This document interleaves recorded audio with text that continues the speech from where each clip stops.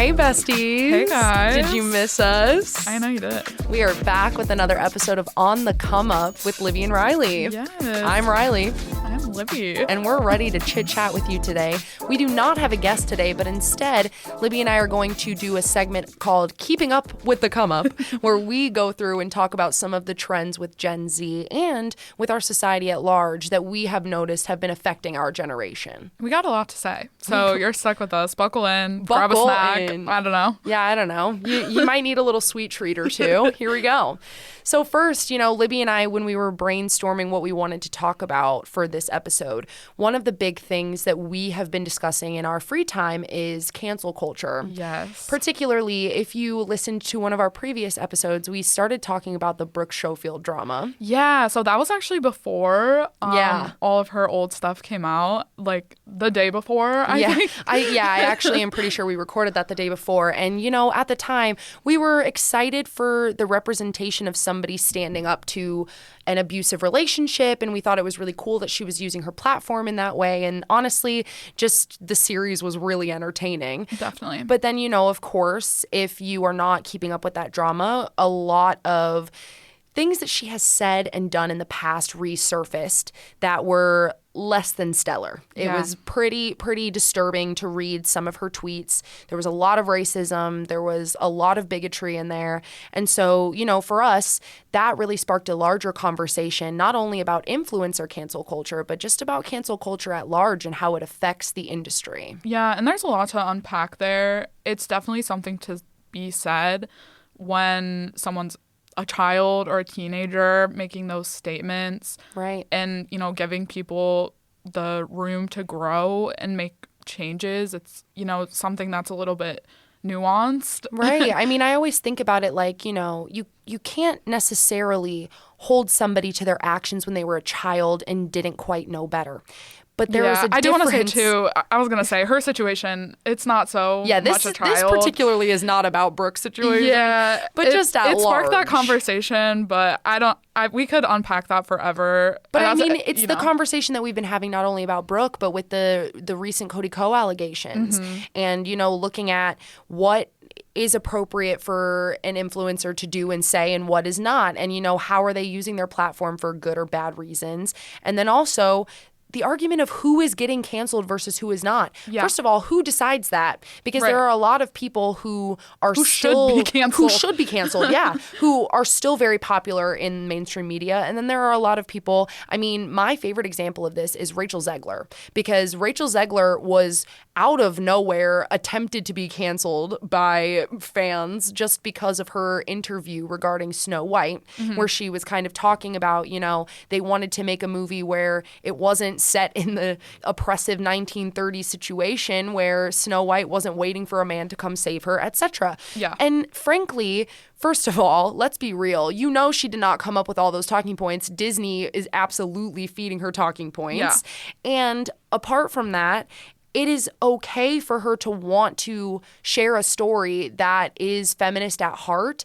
And I can understand why, at the same time, people might be upset about the loss of integrity of the story of Snow White. But there's absolutely no reason to be up in arms about her saying these words. Mm-hmm. Then there are people like Cody or Brooke who are actually doing things that are negatively affecting not only the people around them, but their fan base and all of the people who are seeing their content, even if they're not fans. Yeah. And there's so many people like that. There's just that so we just many. Forget. It's like, oh, it's fine when they do it because they're popular. It's like, even like Nicki Minaj, like I love her so much, but she's dating like a convicted sex offender. So it's like, I don't know. These girls mad at Megan's Law, bae. I don't know what to tell you. There's a little disclaimer on the end of her thing when you buy concert tickets. That's like, you will be in the room with a sex offender. In the vicinity with a sex offender. They literally have to legally do that. And it is, and that to me is just insane. But then at the same time, I want to take it back to that conversation of, you can, if you do things that you're not proud of as a kid, you can come back from that. Mm-hmm. Especially, let's take cancel culture and apply it to the average society. people like us or other people in society who are just normal, not influencers, not celebrities, they don't have eyes on them 100% of the time. Right. I cannot even imagine what it is like for some of these celebrities to not even be able to go buy themselves a coffee without being harassed by fans and paparazzi and all of this stuff. Having eyes on you at all times is always going to be a recipe for disaster. Definitely. The difference to me is you can make mistakes when you're young and you can learn from them and you can grow from them and you can put in the work to be a better person. You can make mistakes as an adult too, in my opinion. Yeah, as an adult, if you put in the work. Exactly. You have to back it up with putting in the work. I'm sick of the Notes app apology. I'm sick of the crying crocodile tears in TikTok videos. Yeah, my life is over. Yeah, wiping your tears with your sweatshirt sleeve like, bae, I don't believe you. Yeah. This is not the Next way. week you're in Bora Bora. Right. Literally, in the next post, they're in Bora Bora. It's crazy. And so to me, I think the conversation is, as long as people are really putting in the work to change and make positive change and, find ways to not only forgive themselves, but then provide an avenue for forgiveness for those that they've affected. Yeah. I think that's the biggest thing. For sure. Why, if we don't agree with what someone's saying, do we just blow them up with harassment and give them more attention? Right. It's like, if we don't agree with them, we should just stop. Even with Chris Chris Olsen right now. Chris Olsen has been very vulnerable and outspoken on his social media about some of his experiences with abuse and sexual assault. And people want to just harass him. And it's like, why are you taking all this negative energy towards someone who is genuinely trying to share things on their platform that might be affecting other people, and they might not have the avenue to talk about it like he does? I think it's just time, like we said in our last Keeping Up with the Come Up, y'all need to touch grass and reconnect with the plot. Touch grass. And hey, pro tip, if you tweeted some really bad things, just delete them. Crazy concept. Yeah, there might be somebody who is a crazy fan. Take a hard look in the mirror. Process that, do your inner work. I mean, if you're proud of the bigotry, that is something we need to unpack separately. And if you want to leave that, that's, whatever. But at the same time, if you are trying to become a better person, maybe do a little digital footprint check. Yeah, I don't know. That's what makes it worse. It's like you have to have known that all of that stuff was out there, at least in a shred in the back of your mind. And it's like the fact that you were comfortable just leaving that there, it says a lot too. And so to me, as a quick wrap up to this conversation, I would like to point out the irony of someone like Brooke Schofield having a podcast called Canceled. Right. And then getting canceled. And then only taking one episode off and then coming right back. Yeah. So anyway, do with that what you will, listeners. But as a pro tip for those of you listening who are not influencers, just try to do better. Just try to learn from the things that you have done. And instead of really honing in on this cancel culture, which has frankly become synonymous with harassment, really just try to do better and learn and grow and help to provide ways for other people around you to be able to forgive you for what you've done. Definitely. And speaking of doing better. You know how when you guys listen to our podcast, Libby and I have all of these respectful and lovely and fun conversations. Very demure. Very demure and very cutesy. Something we want to talk about today is how respect and decorum and diplomacy in conversations or discussions or arguments is completely lost on our society. And this isn't even a Gen Z conversation. This is like an ageless conversation, because I have noticed it in, conversations with family members who don't agree with me on my politics, or conversations with friends who, even trivial matters like a TV show or an album, I will get into these long debates where I am just trying to state my opinion and have an open discussion. And in return, I'm getting name called or harassed for my opinion, or even, getting called crazy for thinking something different than someone else. Yeah, it's just disrespectful. And I think that there's been this previous thing of we can agree to disagree and still be friends. And that's great for the trivial matters like music, TV, that kind of thing. Right. But it's also the basic human rights issues. It's like, maybe we don't have to agree to disagree there. Well, it's interesting because that rhetoric in trivial matters can be so helpful. But then in matters of human respect and rights and decency can be so harmful. Because frankly, if I am in disagreement with somebody based on, a policy or something that is going to be put into effect in office, or even a candidate. Right. Or even outside of the political realm. Space, yeah. It is not up to me to kind of take on the task of, if somebody is trying to put a direct attack or support something that is putting a direct attack on my rights, it is not up to me to then forgive that person and become close with that person and have sit-down conversations or friendship with that person. I don't think the onus should be on those people to do that. Mm-hmm. I think it should definitely be something where, you know what, if you disagree, okay, but you need to evaluate that and how that is going to affect your relationship moving forward. I have had so many conversations, even with family members, not just with friends or peers, where it gets so heated and so just disrespectful that I have had to legitimately say, okay, you know what? Like, you are entitled to your opinion, so is everybody else. When it comes to my rights, though, and the ways that my life will be directly affected, I am absolutely not going to sit here and have a discussion with you about this and try to act like I'm going to play nice. Because It's not even about playing nice at that point. It's just you can walk away. It's going to turn into that name calling, the disrespectful, the point we were making at the beginning of this conversation. And it's just not even worth it, in my opinion. I had a family member. Listeners, you all probably have heard of Greta Thunberg, who has been very active in fighting against our global climate crisis right now. And she is, trying to raise awareness and money and resources. And the work that she's been doing is just objectively incredible for our planet. I have had family members go online and legitimately post like name calling and bullying and all of this harmful. Isn't she also a child? That's the kicker, man. Not only are they attacking somebody for trying to do something to help the planet at large, they are also attacking somebody who is a minor. It's crazy. And especially when this happened, I'm not sure if she is yet 18, but when this happened, might be now, but when it happened, she was 16. Yeah. And it to me is just so distasteful to see people unable to have any sort of productive conversation or difference of opinion without rapid firing. And I think this is another thing that you and I talk about a lot.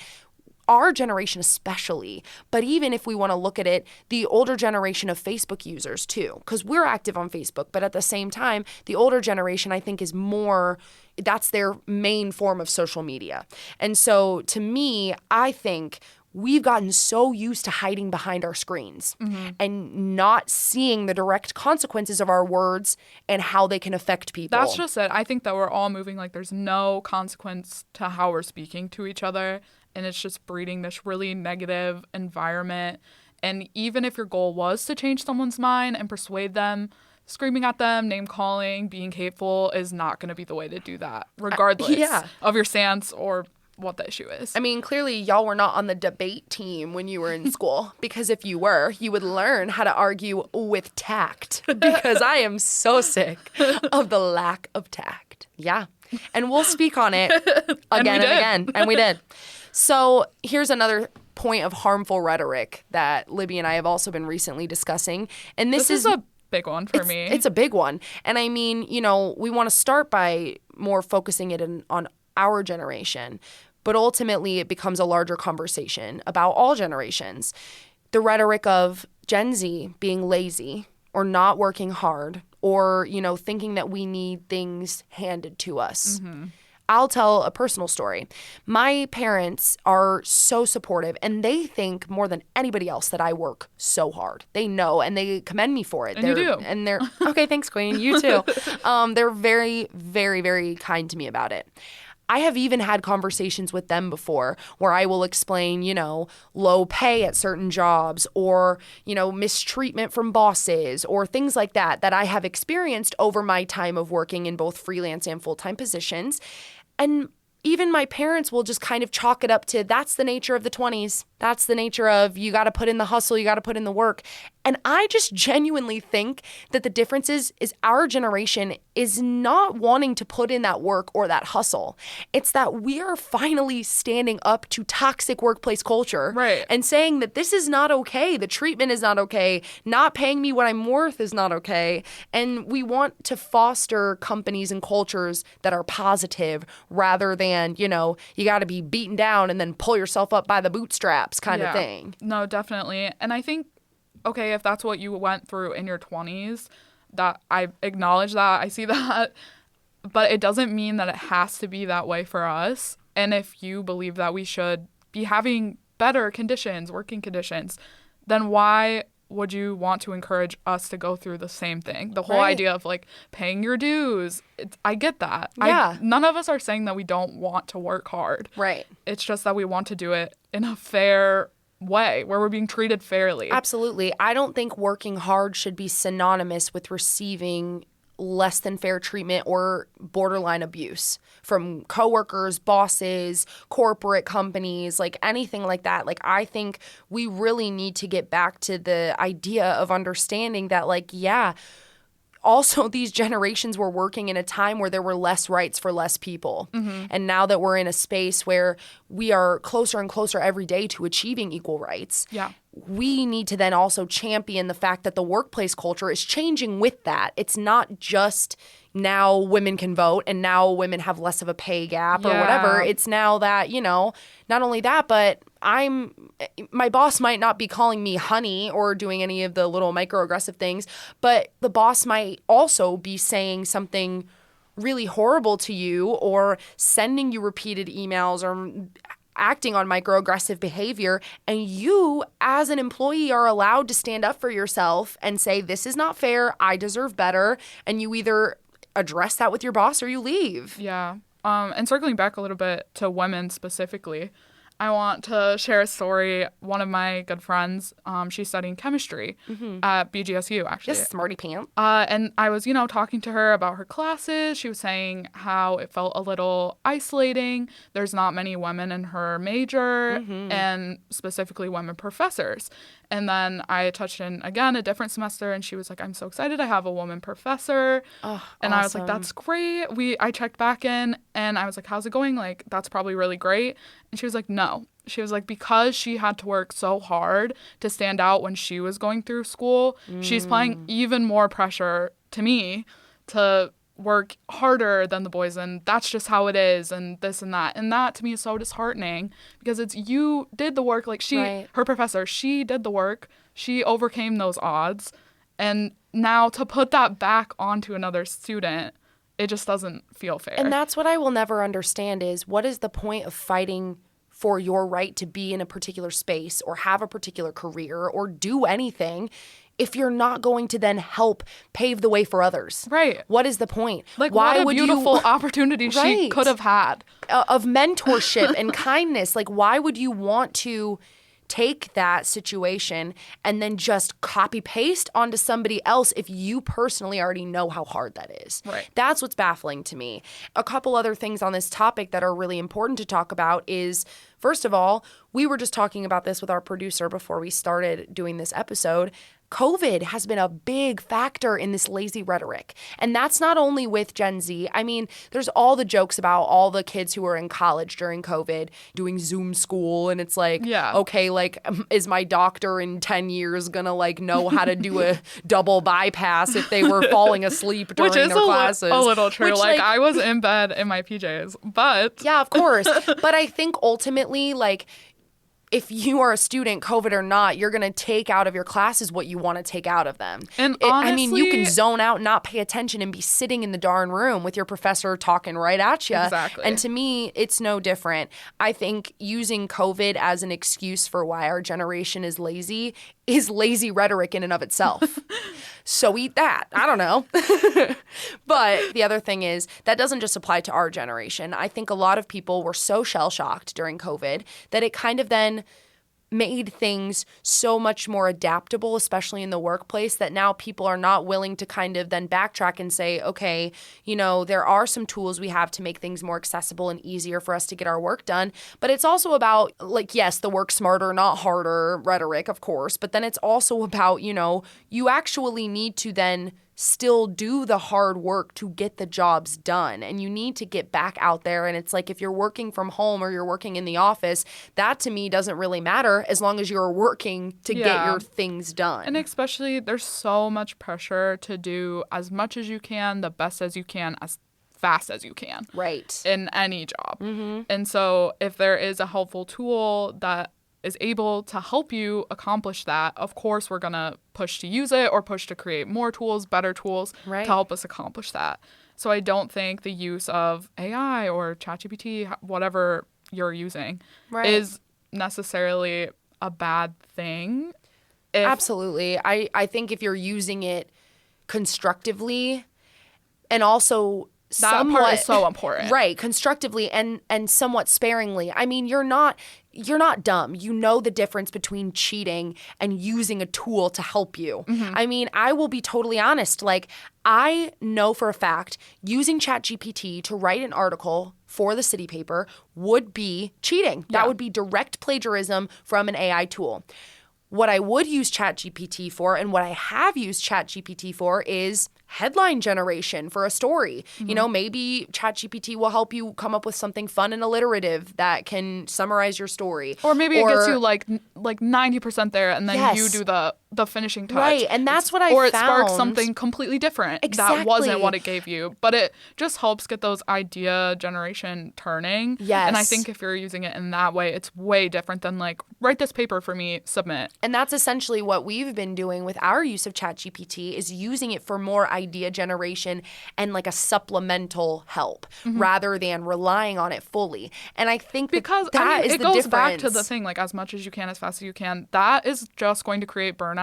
And when you're so burnt out and there's such a heavy pressure to be as creative as you can, and the quality of work you're turning out is always, you know, the best it can be, you're going to have that burnout. You're not going to be able to reach into your brain and find the most creative solution 10 times a day. Right. Like, I mean, we've talked about this. Working in a creative environment is incredibly exhausting. I won't sit here and try to compare it to the people who are the backbone of our society doing hard work and physical labor outside every day.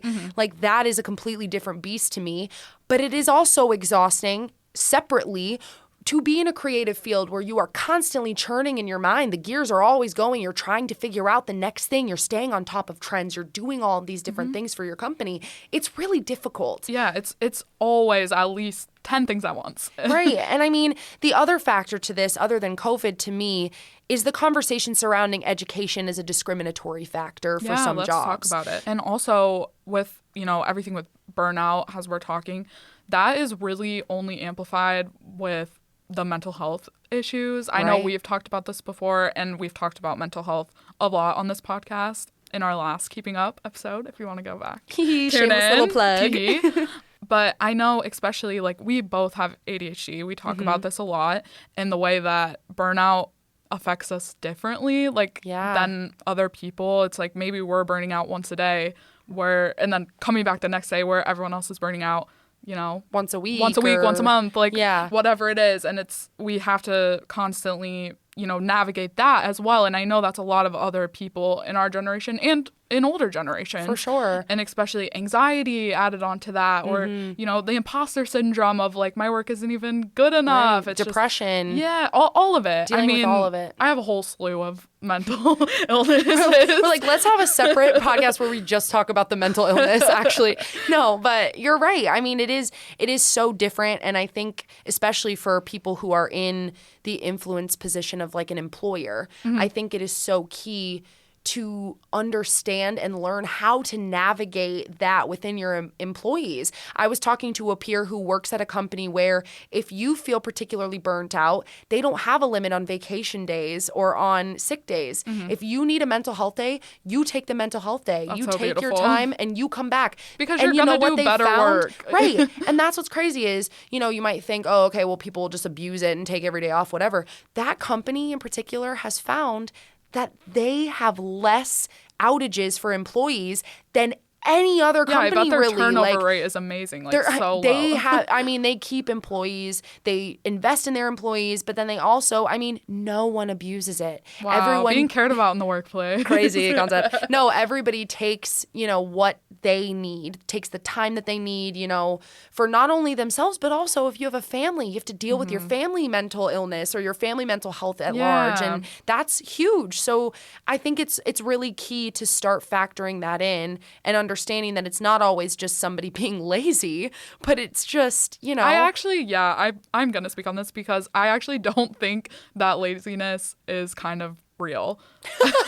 You're like, actually, no one's lazy. I feel like almost all the time it's just an underlying mental health issue and they just don't have the tools to treat it. Well, and we're lucky to be growing up in an age where mental health is so at the forefront, and I hope it only continues and people only keep talking about it. No, definitely. I will scream about mental illness from the rooftops because even if it helps one person to know they're not feeling alone, and I did my job. And I definitely, I can assure you all that we will be talking about mental health more in the coming episodes. But I do also want to mention in this conversation of, the lazy or not question, I think education being used as a discriminatory factor is a big key here. Yeah.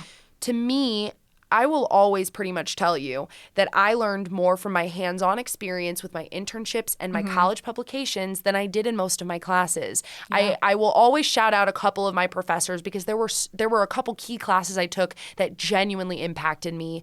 But I will also say people do not value enough what hands-on experience can bring to a company or a job. Mm-hmm. It is so exhausting to me. We talked about this with our guest, Alex Huffaker. He does not have a degree, but he is moving up in the company at Tarta, and he's working really hard, and he's proving day in, day out that his experience can be valuable to this company. Yeah. And his relationships that he's forming and the recommendations that he can get from them, that can be valuable. Definitely. To me, I look at it. It's almost more valuable. I'm thinking back, years and years ago when education, it was a privilege to have that bachelor's degree. It still is, but it was an added bonus. You're going to stand out. And now it's almost like you need it.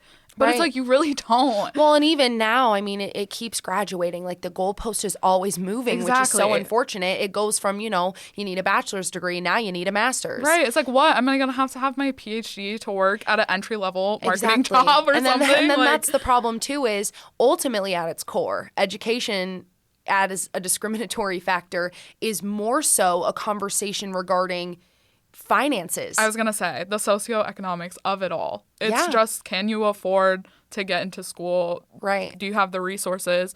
And honestly, think about, first generation college students. Yeah. Has to be such a that was my mom. difficult process to navigate completely on your own without the help. And where do you go and what resources do you turn to? Right. And even for me, I think I stopped after my bachelor's degree. Both of my parents have bachelor's degrees, but I'm hesitant to go into my master's degree. And I feel like that is a lot in part because my parents haven't done it. And I don't know how to ask them for help. Right. And I have just notice that of myself, that it's an underlying factor. It's hard when you don't have people so close to you with the direct resources to help you. And my mom, like I said, she was a first-gen college student, and she worked really hard, and she put herself through school mostly. My grandma was able to help a little because of her job. But that's the thing that I want to talk about is my grandma. My grandma was taking care of my mom and her brother, and she was working at different jobs to help put my grandpa through school so that he could get a degree and he could get a job while they were married. And then what happened was my grandma and my grandpa got divorced. And then my grandma entered into the work field. She had some experience. She was able to work at a company for, 30 plus years in their HR department. And she was basically running the show in their HR department. Yeah, after 30 years. Until one day they come to her and they say, we're laying you off because we are going to essentially hire somebody to do the job for less money than we're paying you, which that's an unfortunate reality that we could have a whole separate episode about. Right.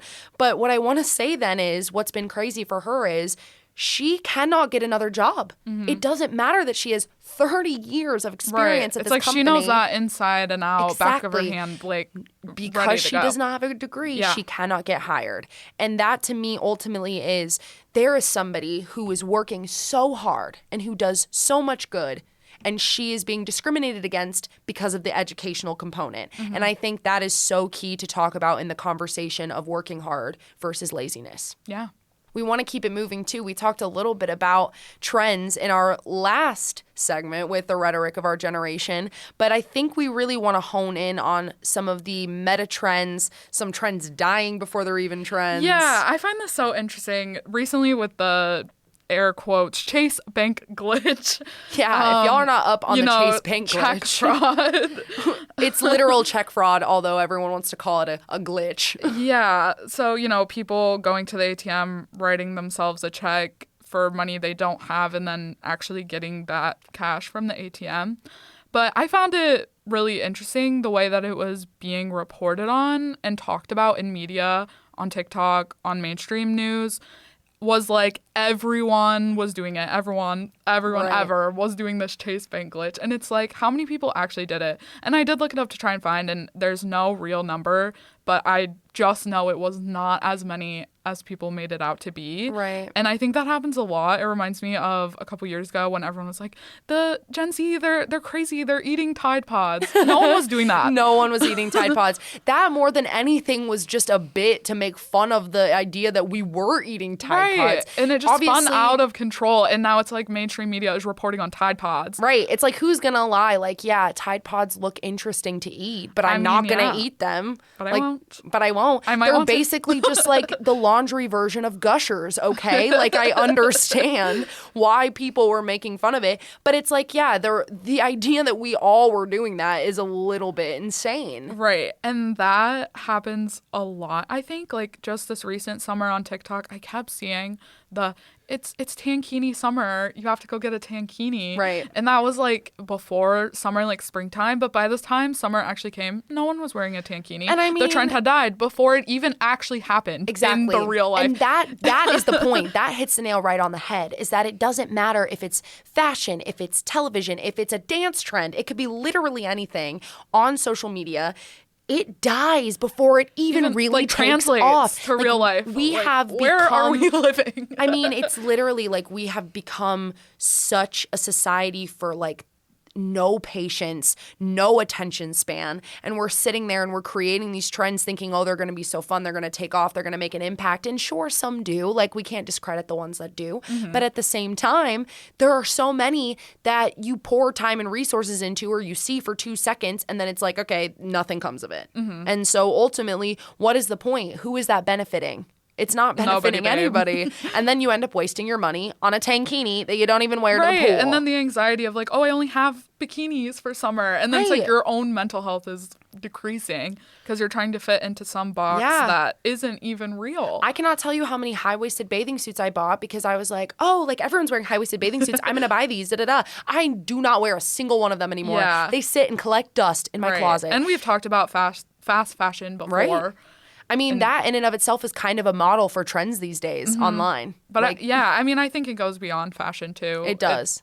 But it's the model of, you know, the fast fashion is basically about creating as many new trends and new products with little quality because it's about the quantity and the quickness rather than the quality. Have to have it, and it's the same thing. Like people, I mean, even with something as trivial as the dance trends, right? You know, people will create a dance because a new song comes out and they want to get on top of it before anything else, but they won't put the time and effort into actually creating a dance that's fun. Mm-hmm. They're just like hitting these really cringy and uncomfortable recycled moves from TikTok. Like, it's just kind of weird.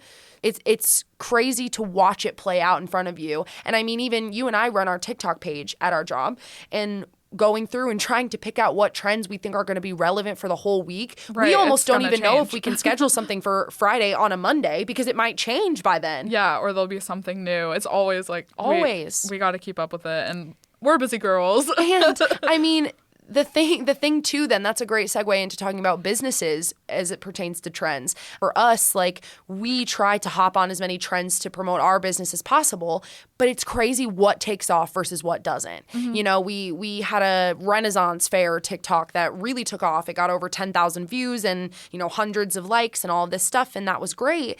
We spent approximately like 30 seconds putting it together.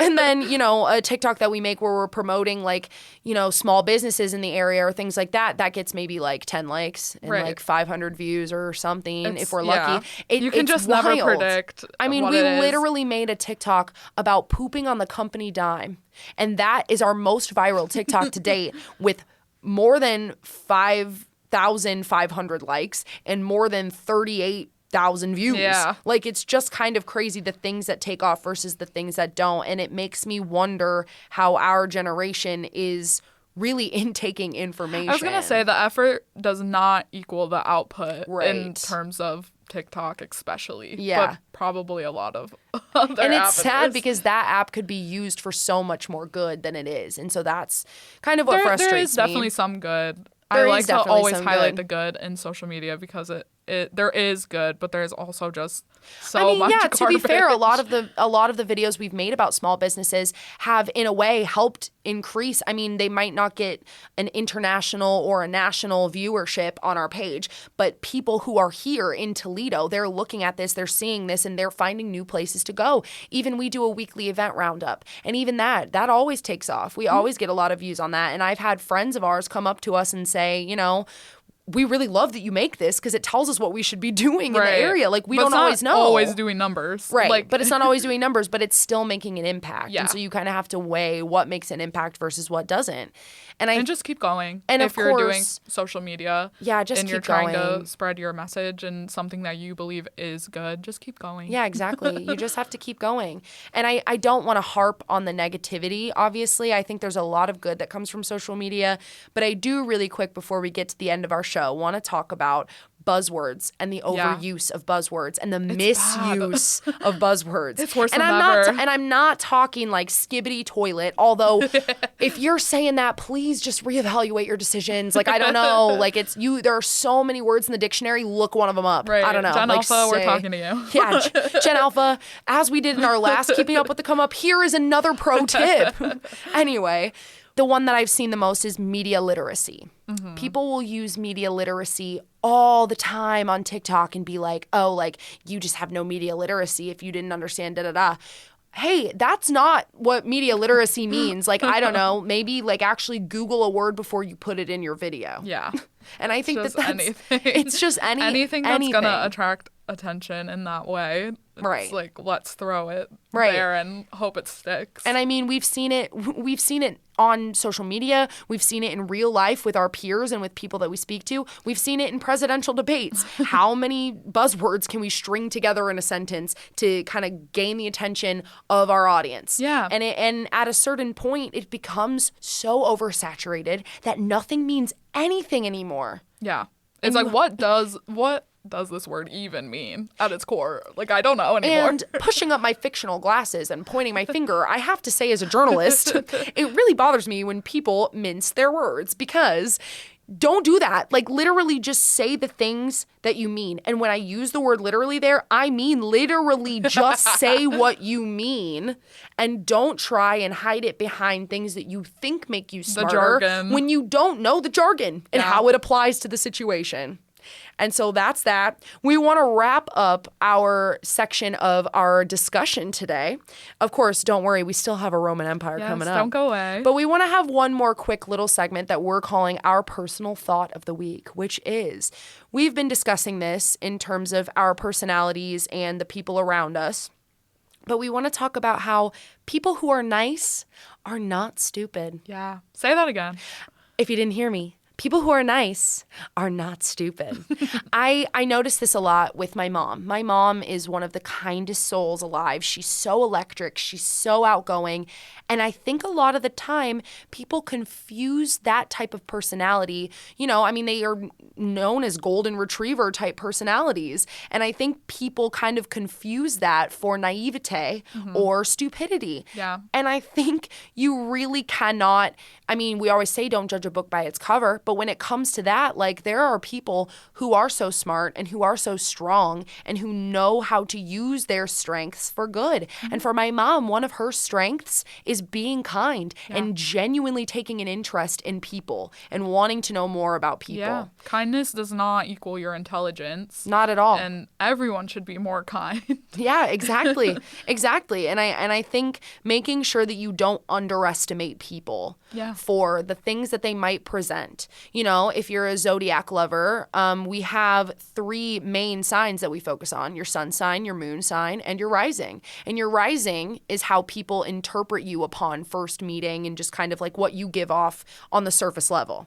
And so you cannot judge somebody's sun and moon based on their rising. You cannot. I love that analogy. Thanks. All my little astrology babes are going to love that one. But it's the same principle. Like you cannot judge somebody's inner soul or who they are as a person based on their brain. Speak on that. You cannot judge their brain and who they are inside based on what they might present. And I mean, that goes the other way. Somebody might come off as really smart, but in actuality is faking it till they make it and have actually no clue what's going on. Yeah. So, you know, smart, I think media has played a big part in that, but smart does not always mean serious. And dumb does not always mean positive and happy. There are a lot of people who are dumb who are really mean and not very nice or outgoing at all. And there are a lot of people who are smart who are really nice and outgoing. And so I just think that you cannot underestimate people or chalk them up to a certain stereotype. Yeah, or your first impression. Right. It's hard out here. It's hard out here, and we're just girls trying to make it through. Yeah. And of course, we want to end our episode on our positive note with our Roman empires. Yes. Mine is, I want to talk about teachers. We've had teachers on the podcast before, you know, music teachers. We had a math teacher. I think something that I really want to just say, first of all, is thank you. Yeah, you're our superheroes. You're our superheroes. You are so important and so key to raising the next generation of people into our society you did to not do get some what good. You deserve. Yeah, that could be my full Roman Empire, but really what I want to get into is thank you again for being strong and doing the job, because I just started choreographing for a high school show choir, which requires me going in once a week and teaching choreography at 8 a.m. To which I looked at the choir director and I said, I don't know why you decided to become a teacher, because I would rather do anything else than be bullied by some high schoolers at 8 a.m. I don't know. Like, I mean, teachers are just subjected to being roasted at any turn. Like, if you're teaching the little kids, cute, whatever, okay. But like middle school and high school, y'all have a different strength than anything I've ever known. Right. They think they know crazy. everything. Like, you have think to you have, know everything when you're in high school, and you did not. You have to have the highest self-esteem to be a teacher. So not only are you strong and smart, but you also have great self-esteem. Proud of you guys. This is just my general PSA. Thank you to teachers. And this will be my Roman Empire for the remainder of the school year while I avoid being roasted by high schoolers at 8 a.m. myself. You're doing great. Thanks, Queen. It is funny, like, we're the youngest in our professional spaces, but now you're like a dinosaur to them. I know. I'm like, you all think I'm so old. I'm like, joke's on you. I'm like, I know what it means when you say skibbity toilet. Anyway, That's Libby, so funny. over to you. Okay, I want to talk about bubblegum pop and women right now in music and how fun it is to be a girl. So true. Being a girly girl is back, baby. Yeah, pop is back and better than ever. I think it's great. I think for me personally, I really suppressed that interest for myself in the past, we'll say, decade. And it just was something I was like, push away. I'm not that. I'm too cool for that. I don't want pop. But now it's so great. And what is that? internalized sexism because we don't want the girly girls to win. But guess what? We do. We want every person, no matter what type of music they make, to be winning. Definitely. And I think Chappell Roan specifically, we've been talking about her for a long time on this podcast. Chappell Roan mention. But it's great. And I think it's really shaping the next generation of music enjoyers and pop enjoyers. Absolutely. And I feel like it's never been a better time to just be a girly girl and have fun. And it's such a great part of my life that I've been loving bringing back and embracing. Absolutely. And I love it too. I think everyone should. Yeah. Boys, you too. As we always say to our executive producer, Chris, it's Brat Summer. I'm holding on to Brat Summer through the rest of the year. Brat Fall, Brat Winter, Brat Spring, baby. It's all year round. Right. And you know what? We want to thank you so much for listening to our thoughts and for our rambles. Yeah, right. Who gave these two girls a mic? I know. Chris, take the mic away. Take the mic away. But no, we seriously want to thank you. We hope you consider some of the points that we made, and we hope it sparks some productive discussions between you and your loved ones that are respectful discussions.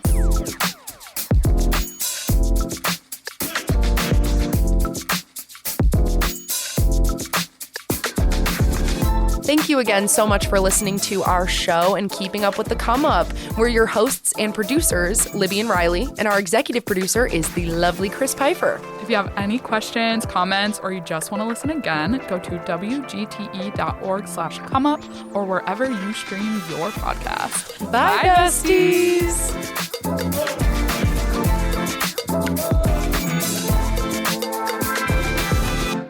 WGTE. Voices around us. WGTE is supported in part by the American Rescue Plan Act funds allocated by the City of Toledo and the Lucas County Commissioners and administered by the Arts Commission.